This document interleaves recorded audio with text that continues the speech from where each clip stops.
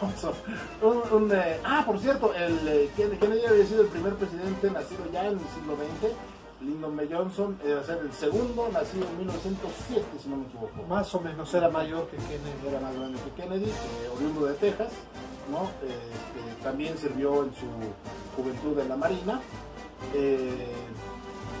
Fue igual... No, de ahí en adelante casi todos sirvieron en la Marina, curiosamente. De ahí curiosamente, tanto que a partir de Kennedy casi todos sirvieron en la Marina, todos los presidentes de los Estados Unidos. Hasta... Creo que Reagan no hizo servicio militar. No, pero Bush ya era de la Fuerza Aérea. No, Bush creo que Claro que sí. Era de la aviación naval, ¿no? No, era de la Fuerza Aérea. Fuerza Aérea, igual que su hijo. No, Pero su hijo no era de la Guardia servicio. Nacional, que el güey no presta servicio ni a tiros. Clinton era objetor de conciencia, ¿no?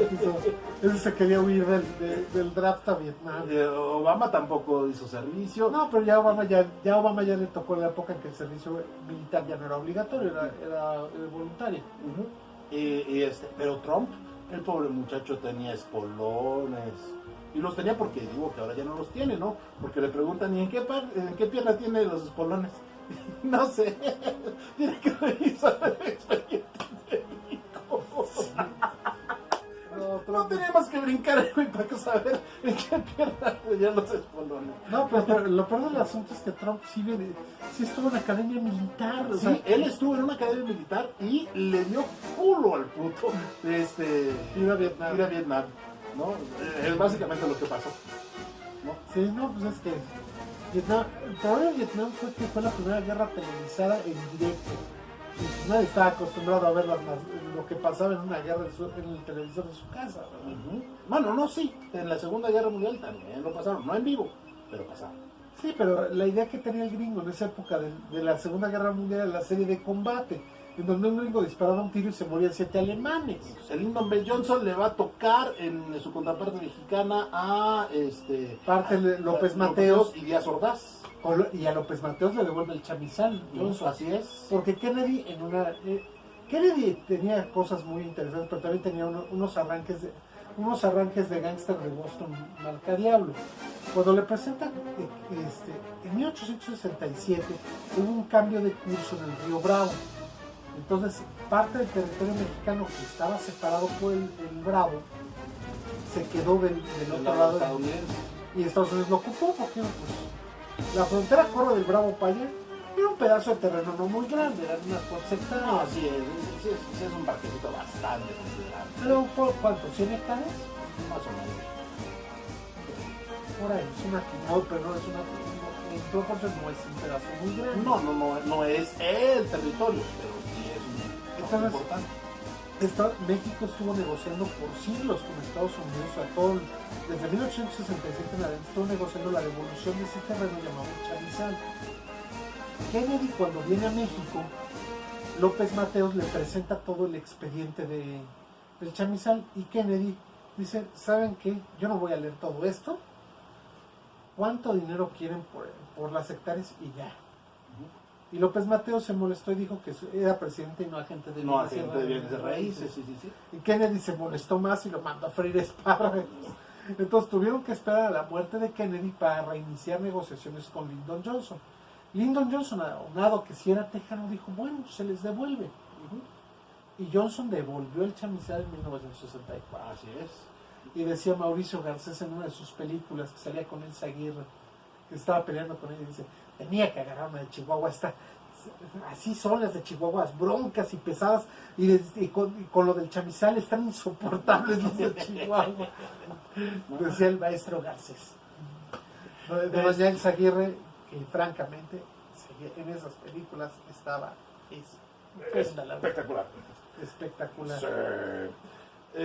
Johnson dura hasta 1968. 68. Porque Johnson termina el periodo de Kennedy y logra reelegirse como presidente.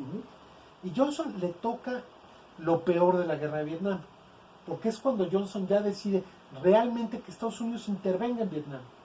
Sí, con el famoso incidente del Golfo de Tonkin, que después se descubrió que no hubo tal incidente.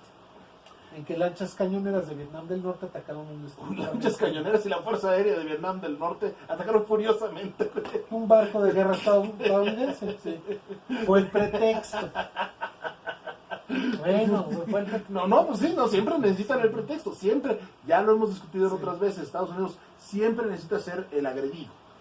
E igual Johnson intervino en República Dominicana, Ujú. ordenó la invasión a Dominicana, a poner orden por la guerra civil que se había desatado entre los antiguos trujillistas y los que querían democracia. Terminó en un baño de sangre. As usual. As usual. No, otras intervenciones estadounidenses que ponen orden. Bueno, Entonces, entonces... puso orden. El de los Ay, no, si no panteones. vieras el orden. que No, vive sí, la el panteón quedó ordenadito. Parejito. Parejito quedó el pinche panteón. Bueno, ni Teodolitos hacen esa pinche alineación, cabrón. Sí, no, quedó parejo. Todos muertos. Una cruz te cubre todas, cabrón. Exactamente. Bueno, Pero entonces... Johnson, con esos son sus oscuros. Pero realmente Johnson tiene un gran claro que es cuando él establece tres cosas. Establece el Medicare, o sea, el seguro social en los Estados Unidos, establece toda la legislación de derechos civiles.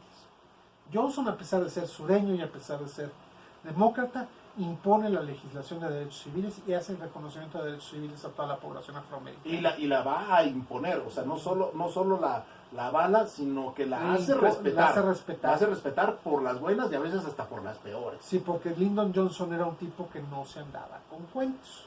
Ah, sí se andaba con cuentas. Pero en ese sentido fue muy tajante. El Ku Klux Klan se la tuvo que pensar más de 3 veces antes de Hacer cualquier cualquier estupidez. Y aún así lo hicieron. Exacto, Mississippi se volvió una zona casi de guerra, el estado de Mississippi. Básicamente, así es. Y el Ku Klux Klan inclusive llegó a ser partido político y estuvo muy cerca de ganar elecciones federales. Pero fue esto como por ahí de los años 20, 30. ¿No? Pero de todos modos, a lo que voy es que el Ku era una Klux Klan fuerza política importante. muy importante, sobre todo en Mississippi, Alabama, Nueva Orleans, Luisiana, sobre todo en lo que es el Deep South, en la zona donde rural. se come muy sabroso, por cierto. Es increíble cómo la comida sureña estadounidense Es la más rica. sumamente rica, en la combinación entre lo americano, lo inglés y lo francés Y lo español. da una cocina deliciosa. El Cajun. ¿Sí? La comida criolla. Creole, Cajun, negra también. Así es, ¿no? Entonces, Sí, porque las que crearon toda esa cocina fueron las cocineras negras. así es, totalmente. Sí, Las cocineras de color. sí, negro. Entonces, este asunto se va a resolver con ellos y sigue él con la carrera espacial. Se termina el programa Mercurio, se termina el programa Géminis y se inicia el programa Apolo, que era la Sí, idea de conquistar la Luna. Así es, que ya lo había preestablecido el presidente Kennedy. Sí. Pero dadas las circunstancias, Johnson no optó por la siguiente reelección. No quiso optar. Y lanzaron como candidato al vicepresidente, que era Hubert Humphrey. Y va a Los perder demócratas. con El resucitado Richard Milhouse Nixon. Nixon, ¿no? Y eso Y va acompañado Nixon de otro político que es Spiro Agnew. Y Nixon es una de las administraciones más controvertidas que tuvo la historia de los Estados y Unidos. eso lo verán en los próximos 20 minutos.